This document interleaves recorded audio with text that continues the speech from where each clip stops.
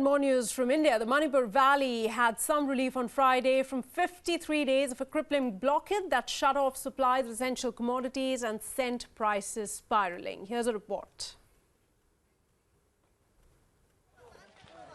The relief is probably short-lived, as the United Naga Council has not lifted the blockade and the threat of renewed violence remains.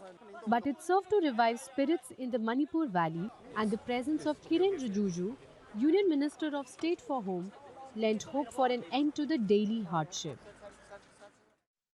राष्ट्रीय राजमार्ग जो इम्फाल जाते हैं दोनों को तुरंत खोलना चाहिए उसके लिए जो भी सेंट्रल फोर्सेस लगेगा हम पूरा देंगे. Manipur is heavily dependent on the flow of essential commodities through two routes. The National Highway 2 coming in through Nagaland, which has pretty much dried up, and National Highway 37 from Silchar in Assam. The problem here is when the trucks carrying essential supplies enter, they are stopped, turned back or even looted and burnt by Nagas who dominate the hill areas of Senapati, Tamenglong, Ukhrul and Chandel. Precisely those areas which the Chief Minister wants to break up and dilute their Naga character.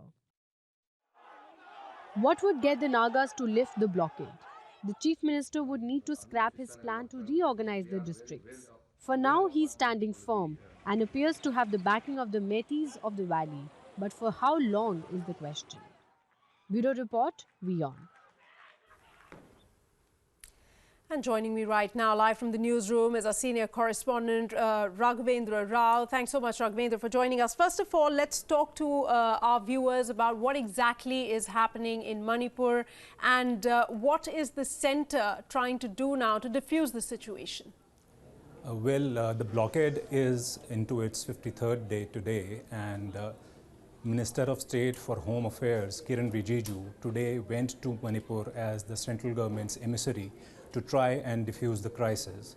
He held a high-level meeting with the Manipur Chief Minister, Okram Ibubi Singh, today and reiterated what Home Minister Rajnath Singh had written to the Manipur's Chief Minister yesterday.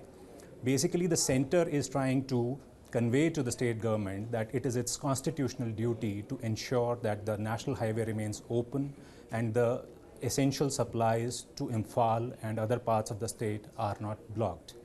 All right, Raghavendra, give us also a sense of what actually precipitated this crisis in the first place. It's been called by the United Naga Council, we do know that, but why exactly are we seeing the situation that we are in the state? Well, the genesis of the problem lies in the Manipur government's decision to create 7 new districts in the state. These districts, basically, the Nagas are not amenable to the idea of the creation of these districts because they think it jeopardizes their idea of a greater Nagaland state in which they want to stake claim to some areas of Manipur as well. This is basically what has led them to impose this economic blockade on the state. All right, thanks so much, Raghavendra, for joining us and sharing details on that developing story. With that, we're taking a very short break. News and updates follow in just a bit. Stay tuned.